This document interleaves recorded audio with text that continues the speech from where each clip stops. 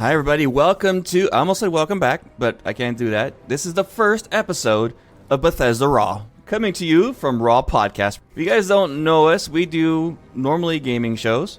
We've done Starfield R.A.W., which this is kind of what this is coming from, is we're morphing the Starfield R.A.W. into Bethesda R.A.W. to encompass all of Bethesda's gaming. I know that everyone on our network is a huge fan of most of the games they've done, me included. I figured it'd be a perfect opportunity just to talk about the things that Bethesda does in their games and all those goodies. We'll get into that more. I am Joe the Widget. I am your host, and I am joined by my fellow co-hosts, starting with Mr. Whips and Chains Excite Me, Kilo. Wow. I mean, first of all, sure, but I don't know. Just pulled that out of nowhere, huh? Getting a little personal on the first episode, huh? Yeah, okay. Extremely personal. I couldn't think of a really good one, and I saw he played Indiana Jones, and that first thing went to mind. So Whips and Chains. Yeah, Indiana Jones and Doom, for some reason, went to mind immediately. There you go. I'll take it. And we are joined tonight. How's it going, everybody?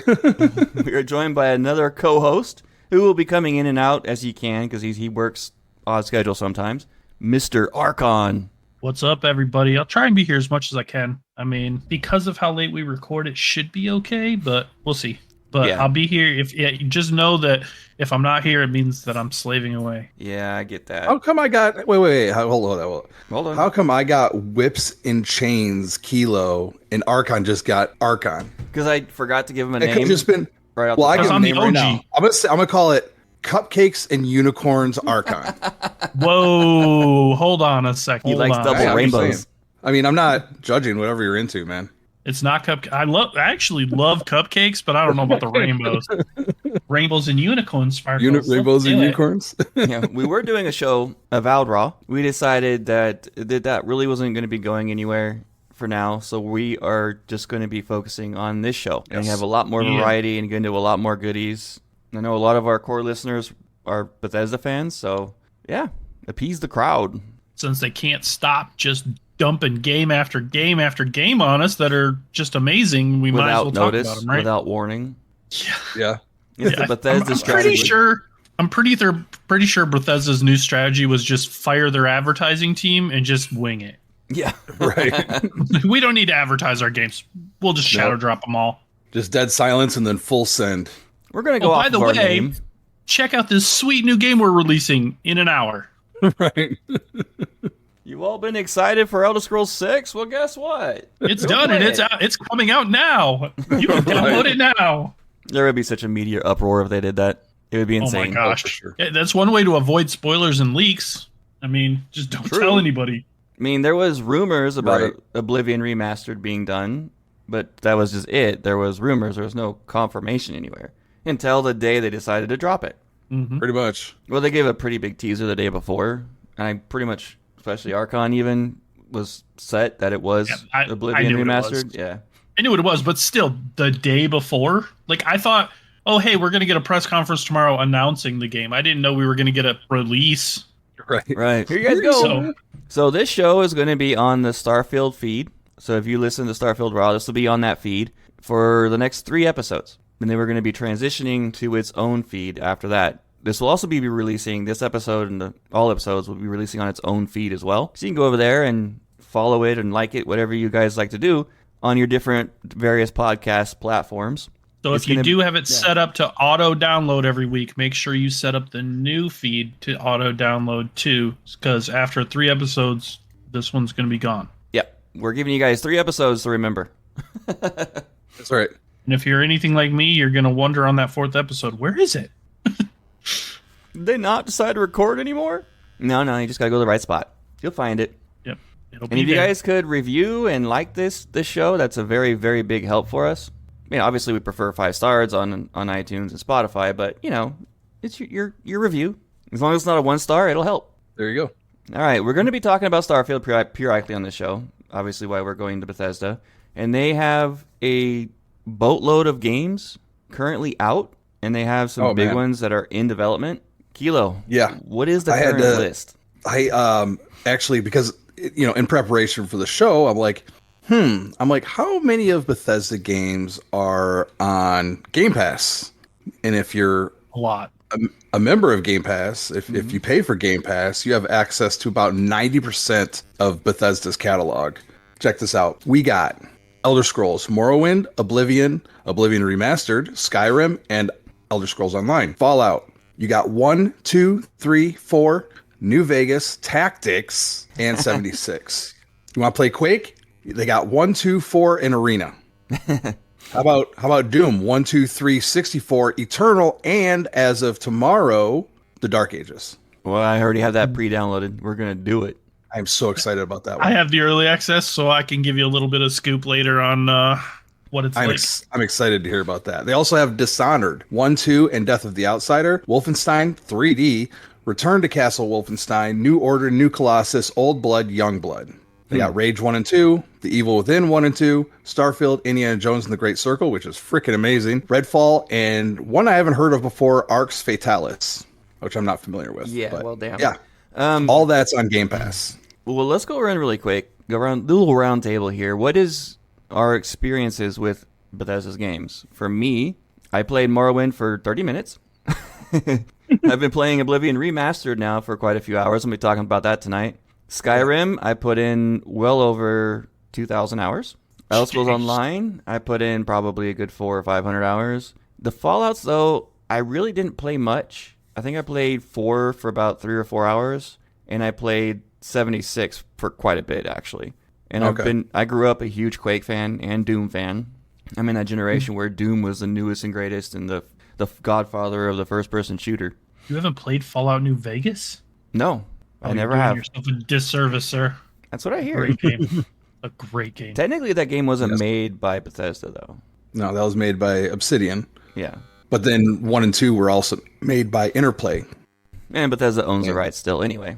Yeah, right. Correct. I mean, technically, Doom isn't made by Bethesda either. It's produced by them, but it's still considered a Bethesda game. Yeah, it's id, but right. I got about halfway through Dishonored 1, and I've played 3D, Wolfenstein 3D, and I played New Order for a little bit. I haven't played any since then. I've always wanted to try Rage, but I never got into it. Never tried Evil Within. Obviously, I put in several hundred hours in Starfield. Not played Indiana Jones and the Great Circle, or Redfall, or Fatalis. Yeah, that's still pretty good. That's the record. That's not bad. Pretty decent. I didn't play Morrowind. I played a little bit of Oblivion. Oblivion Remastered, I just started playing, and it is like a journey into a game that I only touched on before. So it's like a brand new experience for me. Yeah, me Skyrim, too. of course. Stupid amount of time in Skyrim. Yeah. I have a natural allergy to online games, so I have not tried Elder Scrolls Online, but Joe's trying to talk me into it. Mm-hmm. I've played Fallout 3, 4, and New Vegas. I tried 76 on 3 separate occasions. And every time I had game-breaking bugs, and I just never got back into the it. The rework of it, or after? I'm sure it was. I think it was. I believe it was when the last time I attempted was they had a weekend pass when Nuclear Winter, I think, released. So it was a while back. It was a few years back. That was the last time I attempted. I had 0 audio, no audio in the game. But I don't know. I feel like that's one of those games that if I get too deep into it, I'm gonna lose my job and my marriage. And then, of course, Quake back in the day. Quake Arena. I played a lot of Quake Arena back in the day. Yes, Doom, so much. Classic. Doom is a classic. I remember being a little kid playing Doom on my. We'd just go back and forth, taking turns, just slaughtering that game. I've never tried Dishonored, but I've always wanted to. I've heard it's a really good game. It's got a really good storytelling. I played the original Wolfenstein, the PC game, 2D flat maze type stuff. I knew where every hidden wall was, every secret of the game. I played that game to death, but I've never. I think I played New Order for a little bit because my kid was playing it, and I gave it a shot, and it was super cool. I just never finished it. Never played Rage. Evil Within, no, but I've heard good things about it. Of course, Starfield. Played plenty of that. I just got into Indiana Jones and the Great Circle, which is an amazing game if you're an Indiana Jones fan. Redfall and Arx Fatalis. I think I've heard of Redfall, but I've never heard of Arx Fatalis. Yeah, I've heard so I haven't of Redfall, played either of those. Yet not the last one. Yeah. What about you, Archon? I don't have the list in front of me because you guys never shared the show note file with me. But out of everything I just heard you say, okay, fair enough. Out of everything I've heard you guys say, The only games I have not played are Fallout 1 and 2 Okay. and Arx Fatalis. Every Really? other game on that list I've played. Like, significantly played. Probably How was- beaten 90% of them. You played Rage? Rage. That one doesn't sound familiar, so maybe I didn't play Rage. That came out a few years ago. I think it was like it was supposed to be like a multiplayer. It was like their attempt at a big MMO. Oh, no, I did not play It had like I don't know. To me, it kind of had one? like Far Cry vibes, Okay. but like punk Far Cry Yeah. vibes. Oh, It was- no, I have not. I have not. I know what you're talking about, but I have not played that game. I did play Redfall. It was okay. Okay. It was not one of their biggest successes. But it was okay. I love the Fallout games. I love all the Elder Scrolls games. Not that long ago, I would say, like, what was it, about a year ago or something, that Widget decided to get me into ESO. Yep. And we played the snot out of that game for I seriously probably had 200 or 300 hours into that game in a couple months. It was stupid. Now, I had a question for you. Life. I had a question since you guys have both played ESO. Okay, the character design in Oblivion Remastered is somewhat different than what you see in like Skyrim, like the Khajiit and the lizard folk, both than they do in Skyrim. Do they look like that in online, Elder Scrolls Online? Or is that just what they look like in Oblivion? No, they're they more kinda similar look more to Skyrim. Skyrim-ish. Yeah, it's more Skyrim-ish. Oh, okay. I think they just kind of changed them a little bit for Oblivion because they weren't in the original Oblivion. Even they didn't look like that. They kind of look more remastered. You know, being a remaster. But I mean, yeah, I've also played the remaster. I've played all the Doom games, all of the Wolfenstein games. If you listen to our Raw Nerdy show, Spirit of Destiny was on my list of my top 10 PC games between the years of 1980 and 2010. Spirit of Destiny being one of the Wolfenstein games. It was one of my favorites. So, yeah, I'm a big fan of the series, all of them, including this new one. Some of the features they put in this new one are so cool. I'm loving it so far. So awesome, dude. I cannot wait to get my hands on that. I only got, by the time my NVIDIA drivers and everything updated, I only got about a half hour play in right before the show, so it's all fresh in my mind. But yeah, we should mention, because we are talking about Doom, that we are recording this on Tuesday before Doom releases. Everybody's going to be hearing this episode Friday morning, right after the release. Yeah, so you guys speaking about Doom in the future tense. That's why. Yeah, I had the the early release, so I can play it a little bit early, but yeah, it's pretty awesome. I wouldn't have even had time to play it until tomorrow night anyway. I'm going to be playing it from a hotel room. Yeah. Aw, darn. Worst ways to spend time in a hotel room. Actually, I mean, there's better ways to spend time in a hotel room, but there's worse ways to spend time in a hotel room. If you're in a hotel room by yourself, then might as well be gaming, right? What else are you going to do? Yeah, it's either that or watch TV. Right. Yeah. TV. We won't get into the other activities that can be. Archon got it. Wow. Yeah, that's how you go broke. Anyways. Moving on. We're going to hit up the news really quick. And the first one.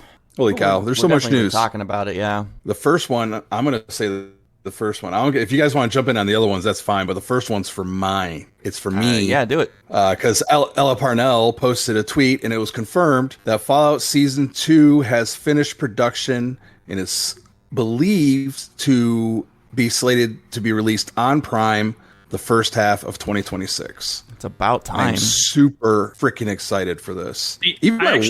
I actually just looked that up before we started the show because I was curious when it came out, and everything I've read so far says December 2025 is when the first episode's going to drop. Again, we don't have an official date, and they're taking into consideration there's been a bunch of firings in Hollywood. I don't know what that's about. I don't follow Hollywood news very closely, but they're saying at the latest first half of 2026 is what they're guessing. And even I sent this to my family group chat because my kids are all Fallout fans. And even my wife was excited because she got into the series with us, and she's not even really a gamer. It was extremely well done. But I mean, there were certain things about it I was iffy about. But the story was great. And it was a lot of fun to watch. Yeah, a little gory, but that's what I expected from Fallout. How many episodes were there? Like 8? I want to say 8. I want to say 8 too. That'd almost be fun to go through that on the show. There were 8 episodes. Yeah, go through like an episode a week or something. That'd be fun to do. Oh, we could talk. Yeah, we could there talk was about 8. a little recap of it as that kind of mixes up with some other ideas we had for podcasts, doesn't it, Archon? We could talk about that off the air, but I would be up for that.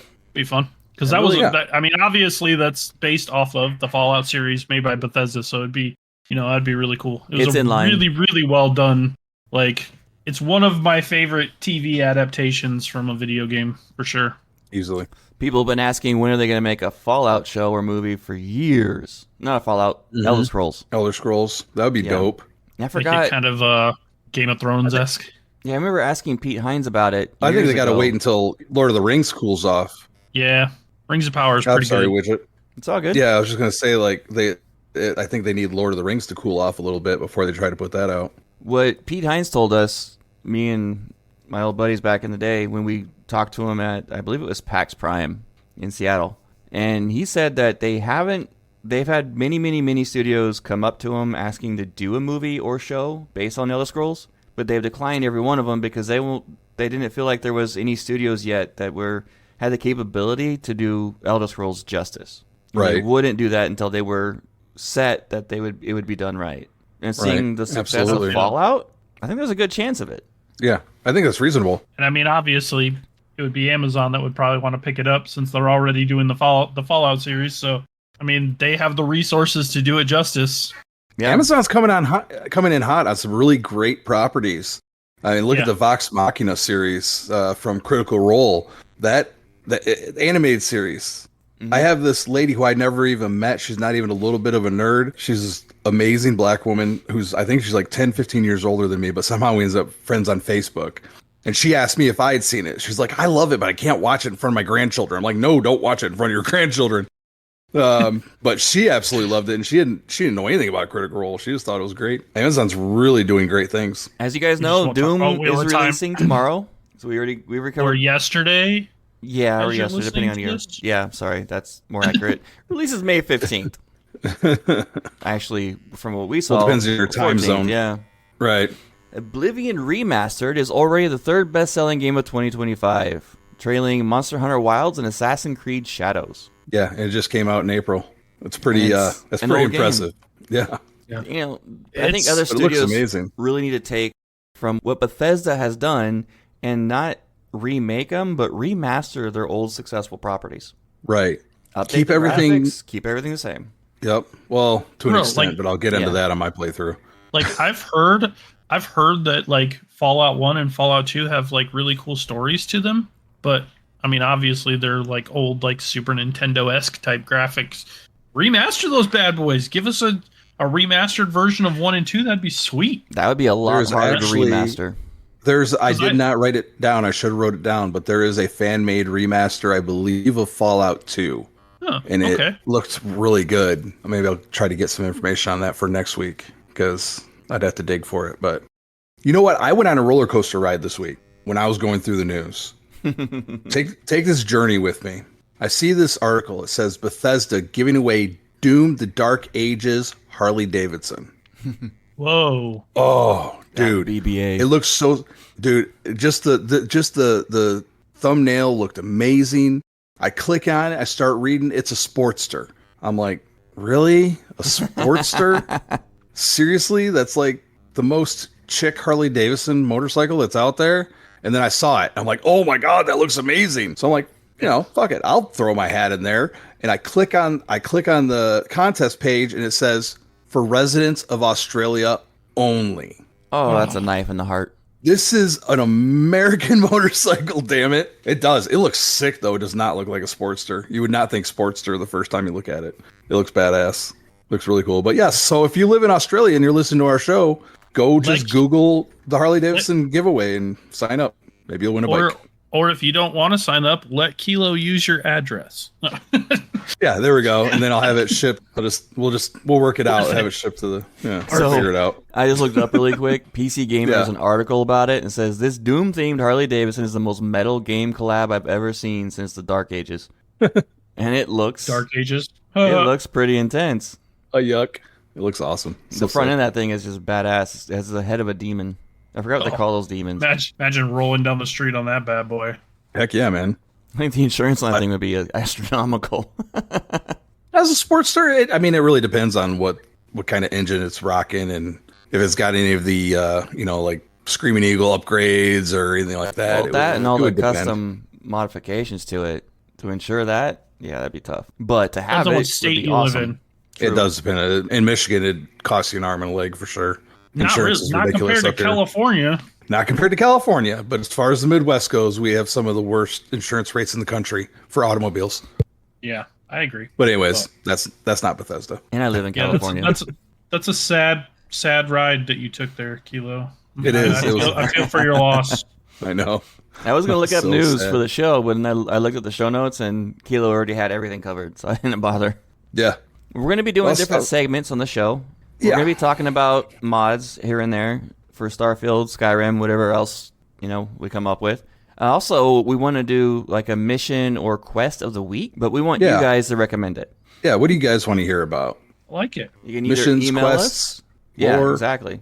What's the quest that gave you the most enjoyment out of one of your favorite games from Bethesda, and just let us know. Right. Maybe we'll highlight it on the show and talk about it. No, we feed on pain over here. So I want to know what. Okay, no. I'm gonna put this out here right now to our listeners, my friends. I want to know what Bethesda game quest broke your heart the most. Oh, yeah. I want tears and pain.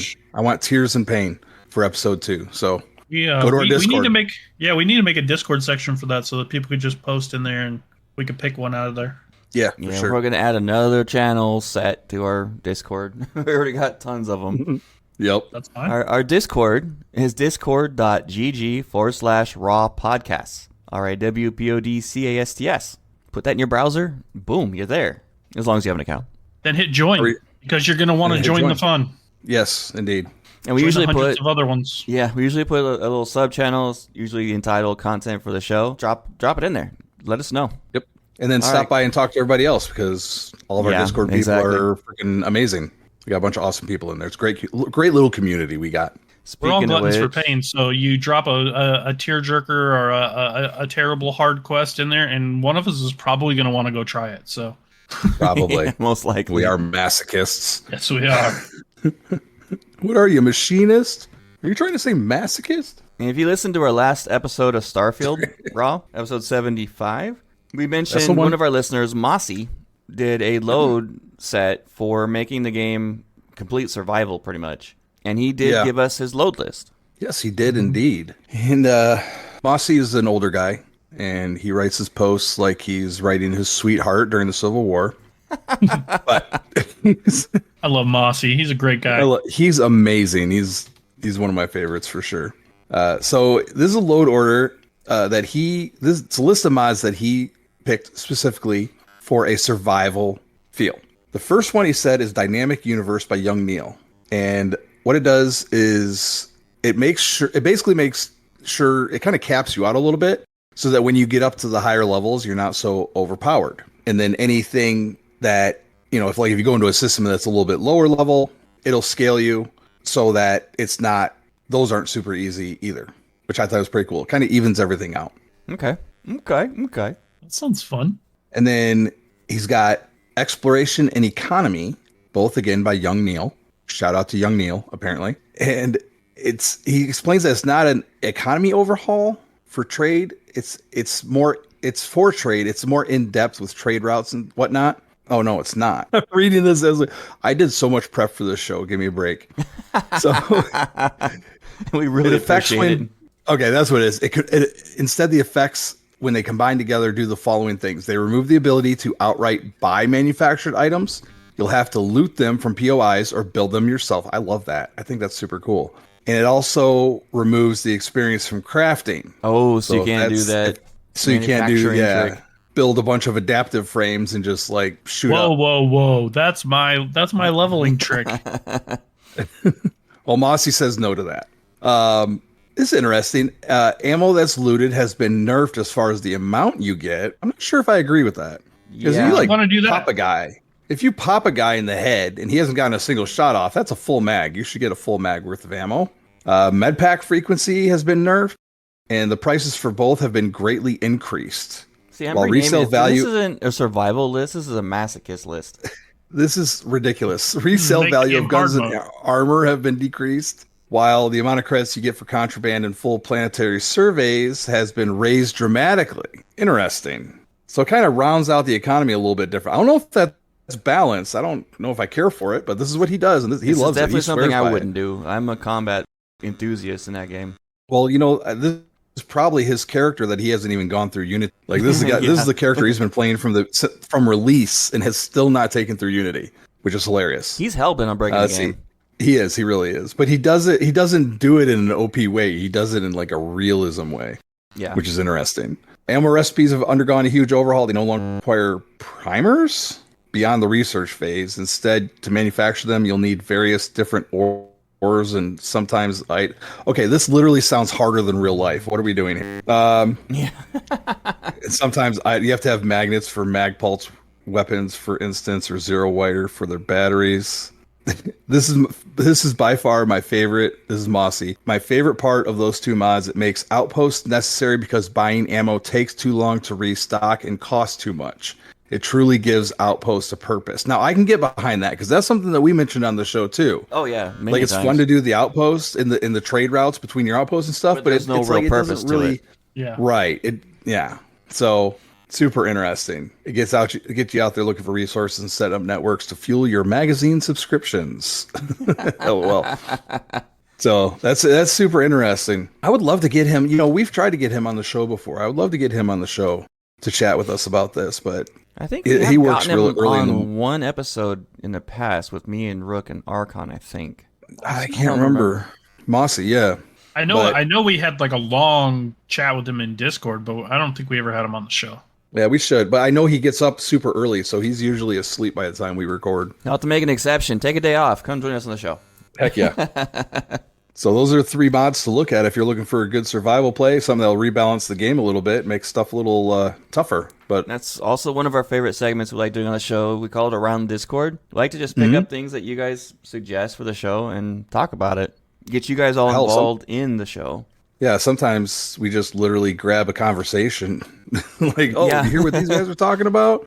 Without warning, just because it's interesting. All the hosts, we want to share it. Yeah, all of us hosts actively read and check Discord all the time. We may not always be on there chatting, but we are paying attention for sure. Oh, we're for sure trolling. Yeah, and if people directly message me, I usually try to respond within a day. Hey, can I give this guy a shout out real quick? We got a new friend of the show here. Oh yeah, and I came across him on Reddit randomly. One of the Starfield subreddits. I want to say it was No Sodium, and his username is Metal, and he is the editor of a fan magazine called Ship and Pilot, and he has decided that he was going to feature us in his fan magazine. So if you want to find him, you can come to our Discord, discord.gg/raw podcasts, and look for Metal, editor Ship and Pilot, and say hi and check out his fan magazine. It's really cool. It's actually extremely well done. I'm pretty sure this guy's got a graphic design degree or something because it looks so good. Nice. And we really, really appreciate what you did. Yeah, absolutely. Yeah. Guys, it's that time of the show. And Mossy, thanks again for giving us that list and taking the time to do it. We really appreciate it, man. Yeah, absolutely. So let's talk about our game. Our game time. Game time. What's everyone been up to? Archon doesn't have any notes. Do you want to make him go first? Yep. I can't get in the notes. You can now. Excuses. It's hard to... Where? I sent you the Where? He's looking around his freaking living room. I don't see it. But anyway, yeah, I'll go first. I played Oblivion for a while the other day. I've kind of veered off from... Like, I started doing the main mission. I got through Kavach, everything like that, and started... took the dude to his little safe place, and then I just kind of started wandering around doing random things. I've gotten myself really, really lost in the Dark Brotherhood quests because they're so hilarious. Some of the inventive ways they have you kill people are just amazing. I mean, you don't have to kill them that way. You just get bonus rewards if you do. Okay. And I found these gloves on a vendor. It literally cost me every single gold I had, but it was worth it because anytime I'm wearing these gloves, it makes me invisible. Oh, so I could just... What's the name? Yeah, they were in the Dark Brotherhood. It was from the Dark Brotherhood vendor? I think I've seen them. It was from a vendor in the Dark Brotherhood, yeah. Yeah, I went through his stuff, drooling. I didn't have no money to buy anything because I'm level freaking 5. There is a caveat, though. If you wear them while you're out in the sun, you die. Like, they kill you so fast. So you want to wear them when you're inside. Like, a lot of these missions that I go on where I have to, like, assassinate people and stuff like that, I have to sneak into their houses and stuff. So I'll go inside, and as soon as I get inside, I'll put those gloves on. And then I'll just sneak right through, and nobody can see me. I can just do whatever I want. It's great. I can steal whatever I want. They're the best gloves ever. Love those things. What kind of character did you go with? I am playing, what is it, a battle mage? Yeah. Oh, yeah, battle mage. So I'm like straight melee with just wicked spells. Are you a Briton or an orc? Breton. Or Yeah, I went Breton. Briton? Okay, cool. Mm-hmm. Yeah, it's pretty nice. I did play Oblivion back in the day, so I knew about some things. And I went after Umbra, which is a sword that when you hit things with it, it steals life and heals you. Oh, nice. Pretty OP. Pretty OP. I like that. I like that. And it's kind of cool that some of the glitches that have always been in the game are still in the game. Like, to get Umbra, the chick will wreck your face. Like, you're not going to kill her to get it. When you go into her room, there's like a little ledge, and if you like walk off onto the ledge, you like drop down onto it. And you could just sit there, you turn the difficulty all the way down, and you could just sit there and shoot her with arrows, and she can't attack you back because she can't get to where you're at. Oh, so you gotta cheese it. Yeah, I cheesed it. But when I cheesed it, I was leading Homeboy to his little secret location, so him and the other guy were with me, and as soon as I killed her, they're like, "How dare you!" I mean, it didn't affect this. Murderer! They just started yelling at me, calling me a murderer, and I was like, "Oh crap!" And then the next time I rested to get my level, the Dark Brotherhood visited me. So it was a welcome mistake. But nice. It worked out nice. It didn't affect the main story at all, thankfully. But yeah. So I'm kind of going through some of these really funny Dark Brotherhood quests, getting some pretty solid rewards from them, and just wandering at the moment, pulling a rook and exploring and going in every little cave I see and trying not to loot everything so that later when I need it, it'll still be there. You know what I've heard a lot? What I've heard a lot is that the Dark Brotherhood in Oblivion is way better than the Dark Brotherhood in Skyrim. Is that true? I can't comment on that yet. Yeah, I don't know yet. Not sure. Because I really enjoyed the story of the Dark Brotherhood in Skyrim a lot. Yeah, me too. But I'm also really enjoying it in Oblivion, so I don't know. I'll tell you when I'm done with it. Okay, cool. So far, they seem pretty on par with each other. Like, the story's been pretty good. Because I remember in the Dark Brotherhood and in Skyrim, you had they had if you do it like this, you get a bonus. If you complete the job a certain way, you get a bonus, but dropping a statue onto the princess as she's giving her speech. Right. I was just wondering, is it more out there? Is it just more Wile E. Coyote in Oblivion, or? I'll give you an example. Okay.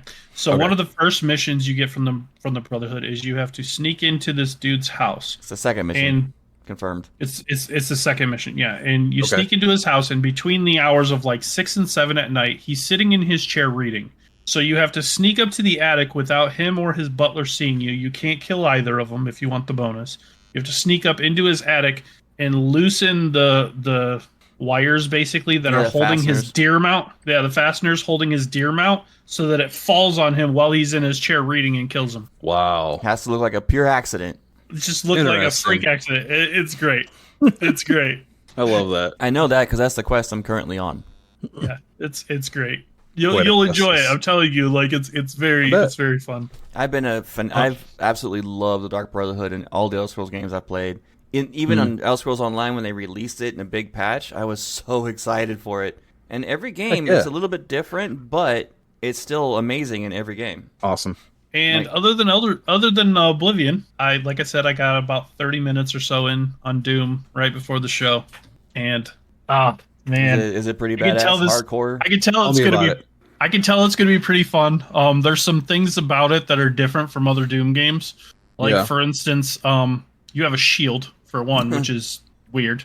You can block attacks, and you can even there's these green attacks that they'll shoot orange attacks at you that you can block, or green ones. If you parry it just right, it'll blast it back at them. Oh, and you have to actually do that for some of the fights, wow, to win. But there's also like when you pull out your shield to block, you'll get like a little red target around them, and if you hit the attack button while you're blocking, it'll like charge you across the screen at them and just like blast them. It's so cool. It's so much fun. You start off with just like it's almost like a little shotgun pistol. Yeah. And then so far I've gotten this little power glove that like you can just full out like punch things in the face and do these like 3-punch kick them in the face combos and stuff. Dude. Which is pretty nice. I know I saw in the trailer that you can get like a big old like mace of some sort, like Morning Star type mace on a chain. So that Doom has always been one of those games that's been one of those release your rage. Get that. Oh yeah. Absolutely. I mean, they set the bar for that kind of like first person horror shooter type of game. Mm-hmm. I mean, they're really the benchmark. Well, in this game, like I can already tell it's going to be interesting because you know how most games you start out, you got like easy mode, normal mode, hard, and then like I'm a psychopath. But this game has like 9 different difficulty levels. Okay. Wow. I started like based on what they described them as. I started on 2, which is like bring the pain or something like that. Okay. And it's like at the beginning, I'm like, I might have to turn this up because you could turn it up. Like you could pause and turn it up or down at any time you want. And I'm like, I might have to turn this up. But then like I actually got past the beginning and I'm like, maybe I'll leave it here for right now just to test it out. Because it started getting a little tougher. And yeah, it's definitely bloody. It's definitely gory. I know I saw some really cool weapons. Like you get this like shield that has like a chainsaw around it that you can like fire it up and like there's like this like chainsaw blade going around your shield. So I'm kind of excited to check that one out. And this is kind of game where I picture all the developers sitting around in a room just spouting out random crap until something sticks. And they're just like, that sounds cool. We're doing that. And then we're making a chainsaw shield. That all. Yeah, exactly. Like I want to talk to the guy who came up with the chainsaw shield. Like, what could go wrong with a chainsaw shield? I mean, come on. What the lead designer or director used to do in designing in design meetings is they do design prompts. So they come in, we're working on a certain thing, and they'll come up with these weird prompts. Like, what would happen if you blended a unicorn with a dragon and it had twins? And we got to come up with a solution on it, and the weirder the better. And sometimes, a lot of times, that stuff stuck and went into the game in some way or another. I love that. I'm going to be really disappointed if at some point in the game you can't get the BFG. It's Doom. You have to. That is a staple of the game. It's got to be in there. It's got to be in there somewhere. I did, like, I got the upgrades, so, like, I have the artwork and all that stuff, and I was going through looking at some of the weapons, and some of them look really, really wicked. I'm kind of looking forward to it. I know, like, I saw, like, you can get, like, this little mounted chain gun that's, like, shooting while you're shooting. And like, I don't know, there's some pretty absurd things, but it looks like it's going to be fun. And I really hope, like, I know that the early release, I didn't see it, but I really hope at some point there's some type of multiplayer because it could be a lot of fun. Could be a blast. Even co-op. Give me couch co-op. That's what I want. Or have like a Quake 3 arena type situation going on with Doom. Oh, that'd be sweet. Sick. They would break the gaming industry if Elder Scrolls 6 had couch co-op. That would be awesome. How would you play a game like that, couch? Easy. It can be done. We just talked about this a couple episodes ago, I think. We were talking about Fable did that. Yeah, and even a modder from Skyrim created a multiplayer mod. You can have everybody come join you in your game. It's doable. It's just a matter of whether or not they're going to put in the work. Yeah. Could be cool. Traditionally, Elder Scrolls is single player, except for online. It'd be nice. It would be cool if it were possible. What about you, Kilo? I was just going to say, Bethesda hasn't really been known for their adding multiplayer to many of their games. That's true. There's not many multiplayer Bethesda games other than ESO. ESO and 76. And 76. Rage, which was received lukewarm based on how I understand it. I also went back to my childhood in my playthrough. Okay. I did not play Doom. I'm not there yet. I did play Indiana Jones and the Great Circle. Nice. I'm glad one of us did. Dude, it is absolutely gorgeous. It is so beautiful. It is 100%. It feels like Indiana Jones. It feels like you're like in one of the movies. They the tone, the environments, the story, the setting, the dialogue. I mean, they just absolutely knocked it out of the park. I've heard nothing but amazing things about that game. It is so good. I had the guys' names. I wonder if I have IMDb still pulled up on my phone. Yeah, of course it's gonna reload and screw me. But there it is. I was really, really super impressed with Troy Baker. He's the one that did the voice of Indiana Jones for the game. I don't know why they didn't get Harrison Ford. Maybe Harrison Ford just sounds a little too old for it. Or they couldn't afford him. It's possible. They don't. Yeah. They have none of the original cast. It's a lot of. I mean, there's a lot of names that you would recognize if you go through the cast list, but obviously none of the original cast. But Troy Baker sounds 100% like Harrison Ford. It's uncanny, and I was super jazzed when I saw because Tony Todd. He appears in the game, obviously, in his character form very early on. And I love Tony Todd. He's one of those actors who's like, he's been in a lot of things, but you don't necessarily know his name. Like he played in Final Destination, he played the mortician when he points at when they go into the morgue to, check out the bodies or whatever. So I'm getting crickets on mine on the feed right now. But I'm looking him up right now because I'm not sure who you're talking about. Yeah, you'll recognize him as soon as you see him. Oh yeah, Tony Todd. Okay, that I know guy. What you're talking about now. Yeah, that guy. Yeah. So they did really great with all of that. It is so much fun, and I cannot actually wait to play more of it. It's a little bit different than what I normally play. Very cinematic game. It's extremely cinematic. Oh, he's actually going to be in the new Final Destination movie too, in Bloodlines. Yeah, I'm not into horror, especially those ones. No thanks. I've heard those for me and Archon. The new one's getting really good reviews. So did you see the advertisement for Bloodlines? That was it's gone around on Facebook, social media, stuff like that. Mm-hmm. It's a poster for Final Destination Bloodlines on a logging truck. Yes, it was on a logging truck. Yeah. A friend of mine literally just sent me that to me earlier. Yeah, I saw that yesterday, dude. I'm like, that's so perfect. Yeah, that's the one. He's showing it to the camera right now. Yeah. That's amazing. So awesome. I could not see one of those trucks without thinking of that movie. It's not possible. No. Every time I see one of those trucks, I'm looking just to make sure it's secured correctly because of that movie. That movie will forever have me terrified of logging trucks. My wife and I was passing by. It was just a hot shot. A hot shot in the trucking industry is somebody who drives a pickup truck with dualies and pulls a fifth wheel trailer. We call them, I don't know. It's apparently widely used term. I use it derogatorily because they couldn't quite get their CDLA. Anyways, not to alienate any of those, but yeah, my wife and I passed one the other day, and she was like getting all nervous. I'm like, don't worry. I looked at his securement. He's good. That's not going anywhere. Did you guys watch the making of for that movie though? Because they had to actually CGI the logs, because when logs fall off a truck, they don't actually bounce like that, even on the highway at speed. So if anything did happen, yeah. You never saw the movies. I have no desire to see them, but I know about the logging truck thing. Yeah, the motorcyclist. Yeah. Oof. Being a big fan of roller coasters, the what is it, the third one? That's the one that's kind of tough for me to watch. Dude, great movies. Nothing Widget would like, but great movies nonetheless. So I got a little bit into that. I was trying to, obviously, we're prepping for our first show of Bethesda R.A.W. today, so I took a break on that, and I did dive into Oblivion Remastered. Now, nice.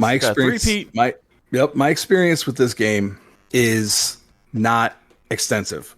I had a buddy bring it over one time, and I played a little bit of it. It was like in the middle of everything. And then a few years ago, it was on Game Pass, and I gave it a shot, and I kind of wandered around. I didn't do anything. This time, I stuck to the main quest after getting out of the prison and the sewers and everything like that.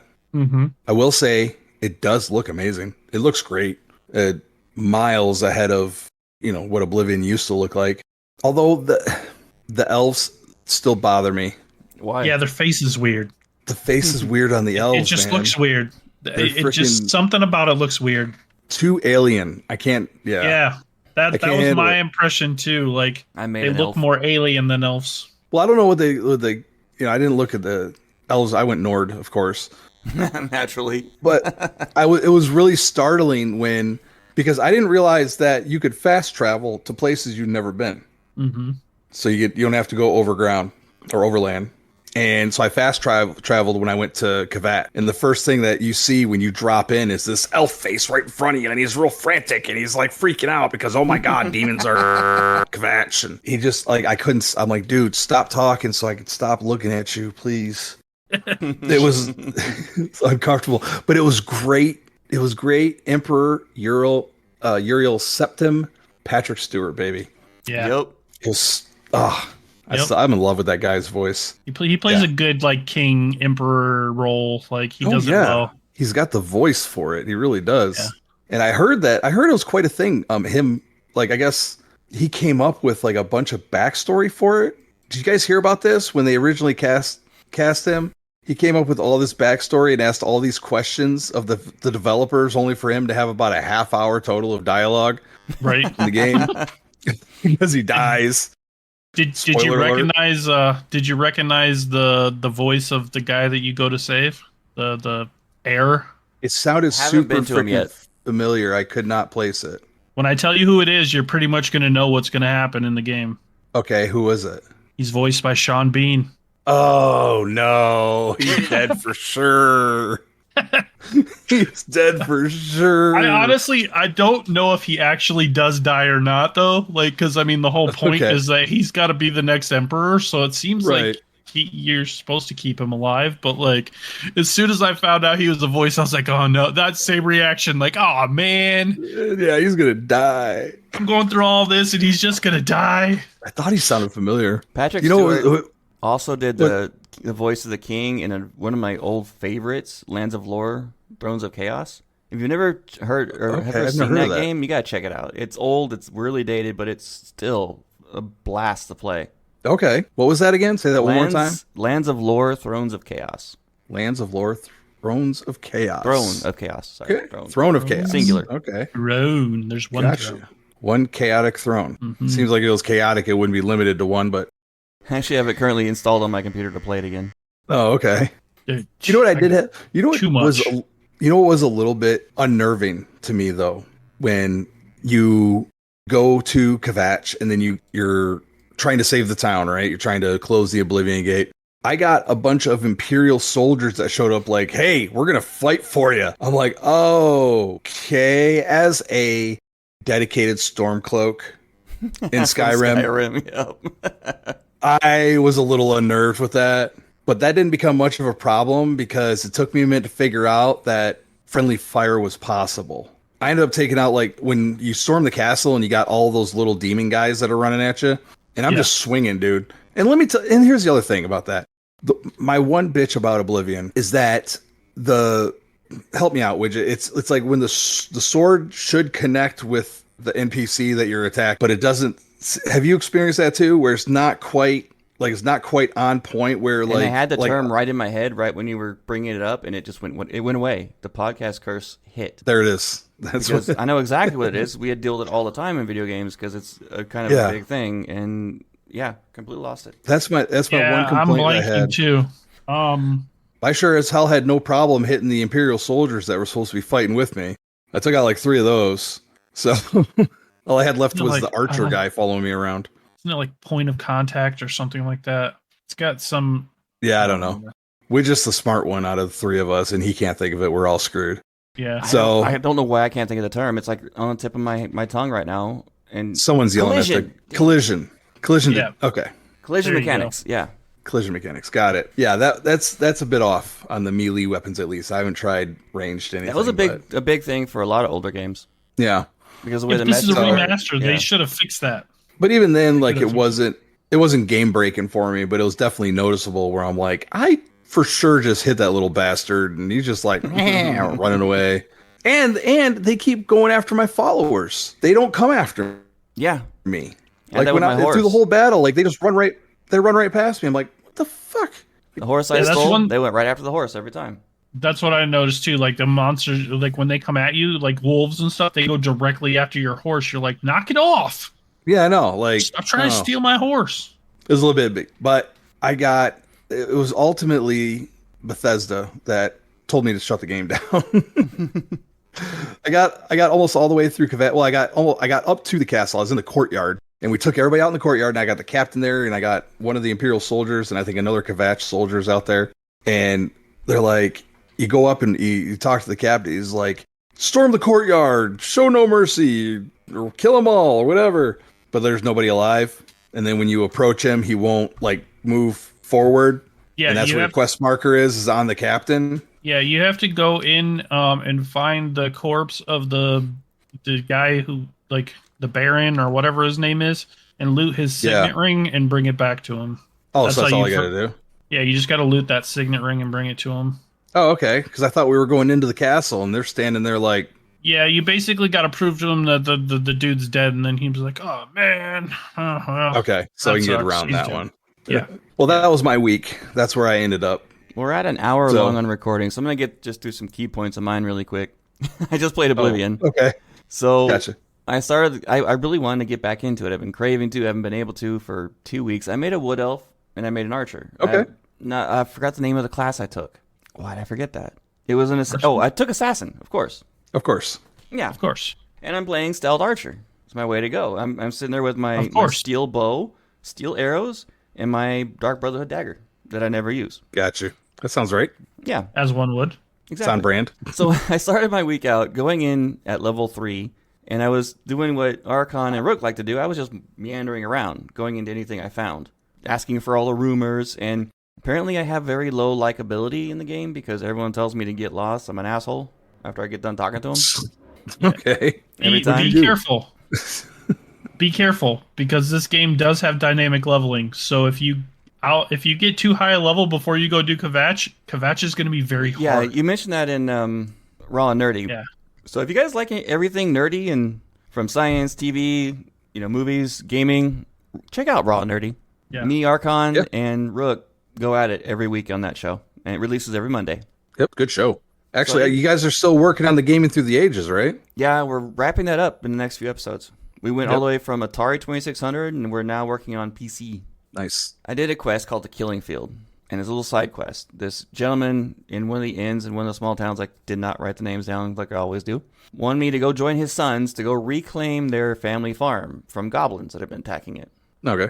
He was supposed to go kill him with his sons, but he feared for his life and said it'd be best if I went instead. So I said, okay, sure, why not? Met up with his kids. They're like, where's Dad?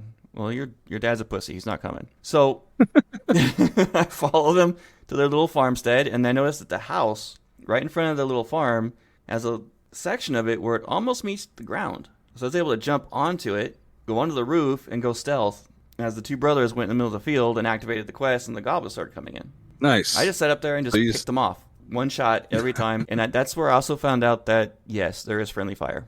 I killed one of the brothers. So he gave me crap about cheesing for Umbra, but now here he is cheesing the killing field. No, that's a legit stealth archer strategy.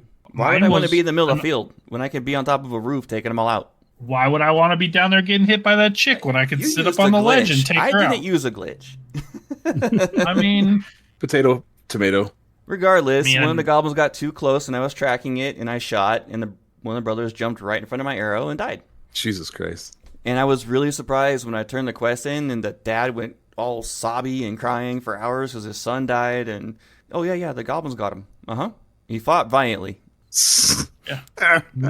Maybe if you weren't such a pussy and went out there to help, then maybe your son would still be alive. Exactly. It's okay for them to go die, but not you. And I had to check it, guys, because in Skyrim and Elder Scrolls Online, you can get skill ups by reading books, and it does happen in Oblivion too. Yep. Oh, okay. So check out all the books every time you can. Read books for sure. You know what I really like is in the journal or whatever that they actually, as you're like going through the quest, they actually date everything. Mm-hmm. Like everything is actually like perfectly dated. I thought that was cool that they did that. So I found the Shrine of Clavicus Vile, one of the Daedras. Yep. Mm-hmm. And I loved doing the Daedra quest in Skyrim. One of my favorite things. Oh, heck yeah. I got all excited about that. Like, oh, I get to do a quest and do a Daedra. And then I'm glad I looked it up before I took it and dropped 500 gold on it because it's level 20. Ooh. And I was level 4 at that time. It was not happening. So I'm marking that for later. I think I'm on like level 12 right now. You go get that farmer and make him do it. Yeah, exactly. Yeah. You go pay me back. So I was on my way to Kvatch Castle, finally going to just do the story. And I found a horse just sitting in the middle outside of a town, no owner. I grabbed it, started riding.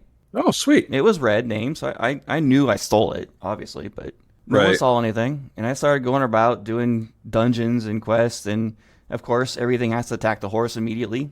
And there was one point, okay, in this game, it drives me nuts, but I was riding my horse on the road, and 2 bandits saw me. They started chasing me. I thought, no problem. I hit sprint on the horse and went miles down the road.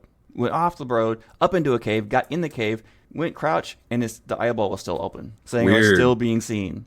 Went halfway through the cave, still being seen, started going back, thinking there's got to be something I missed. I got near the front of the cave, and one of those same bandits came into the cave and started chasing me. Jesus Christ. Yeah, Crocodile Dundee tracking you down. The bounty hunter. Dog the bounty hunter tracking you down. FBI was all on top of it. How the heck did that happen? I killed him. You can get a free horse, right? No. At the he hasn't got that far yet. He hasn't got that far yet. He went to Kvatch. He hasn't gone to Kvatch yet. I thought he said it did. Well, you gotta do Kvatch before you get the horse. When they send you to the monastery, talk to the monks. You'll be able to get a horse. I did go to the monastery before Kvatch. If you go into the temple, I had to go into the temple, the church-looking building. You have to save the guy first. Once you save the guy and go back to the place, then they're getting attacked, and the one dude dies, and they're like, "Oh, so and so's dead. You might as well take his horse." Okay. So it's after you save. When I first went to get talk to Joffrey, I went upstairs, talked to Joffrey. He told me where the prince was, and I went downstairs. I'm like, "Oh, what's this building?" And it's a little church. I go in there, and there's monk. And if you hit help or assistance or something like that, he'll be like, "Yeah, you can take my horse." Oh, see, if you don't do that, then once you go save the dude, then you come back. I'm in between that stuff now, so I might as well just go save the dude. Oh, okay. There's multiple ways to get it. That priest dies, and they're like, "Hey, yeah, you can just take his horse because he's dead." Well, the moral of the story was that I got chased for half of the length of Oblivion by 2 bandits, and after I killed the first one, I was still being seen, so I went out of the cave, and he was sitting there hitting my horse. Son of a bitch. So I have you even gone to Oblivion yet? No. You haven't been through an Oblivion gate yet? No. I recommend. I haven't done that yet. Fun. It is so badass. They did such a great job with Oblivion.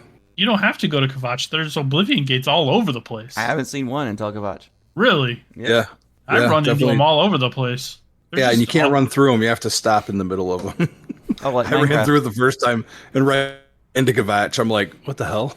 I'm going to finish off my story by how I found out about the Dark Brotherhood and how I got into it. So I got on my stolen horse and I went to Kvatch. I went up the mountain all the way up top. I saw the camp on my way up. I was thinking maybe I should sell before I, do this whole quest line.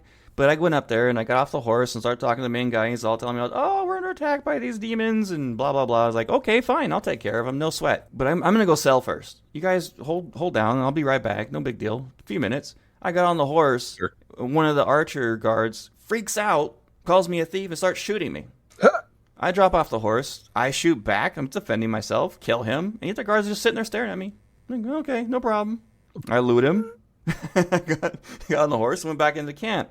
And while I was there, I was like, hey, there's a bed. I just dinged level 5. I'm going to level up, lay down, and I'm woken up by the Dark Brotherhood because I murdered the guard.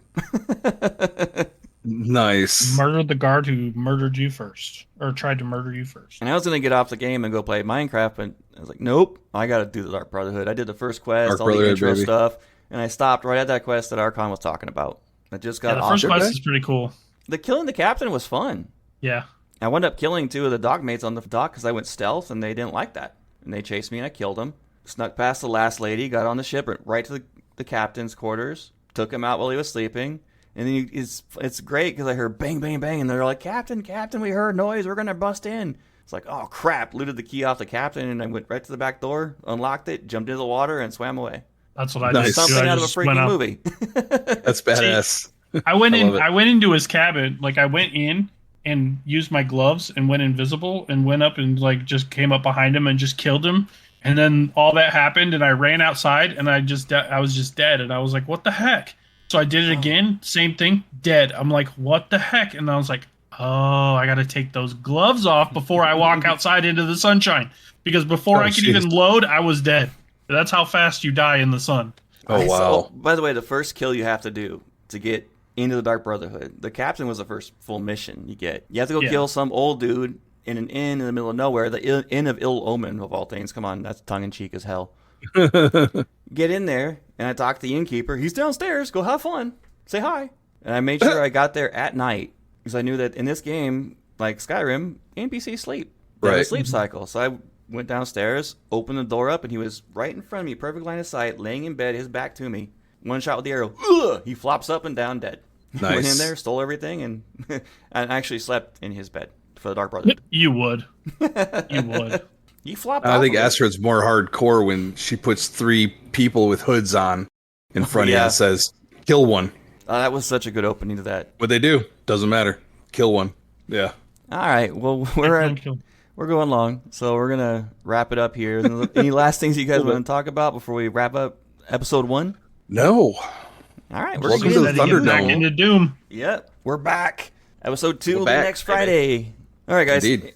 Now for the fun stuff of how to contact us, how to follow us, all that good stuff. Our show email for business, like you want to advertise on the show, have suggestions for the show, podcastraw@gmail.com, PODCASTSRAW. That's for all of our podcasts. So if you want to email us about Raw and Nerdy, about Starfield Raw, Vowed Raw, which those two are no longer in production, or better yet, Bethesda Raw, email us. We'll get back to you soon. Our Twitter account, or X, at Podcast Raw. Our Facebook is Raw Podcast. Our Instagram is Raw Podcast 1. I'll never be able to do that one on my own. Nope. And once more, our Discord, the place to be, discord.gg/Raw Podcast, RAWPODCASTS. You can follow us individually as well. I am at The Widget, THEWIGIT, everywhere. And I am at Kilo Tango 1122 everywhere. And I am at The Archon 606 everywhere. Thank you so much for listening, and have a fantastic week in stabbing, blowing up, shooting your way to glory. Have a great week, guys. Peace out.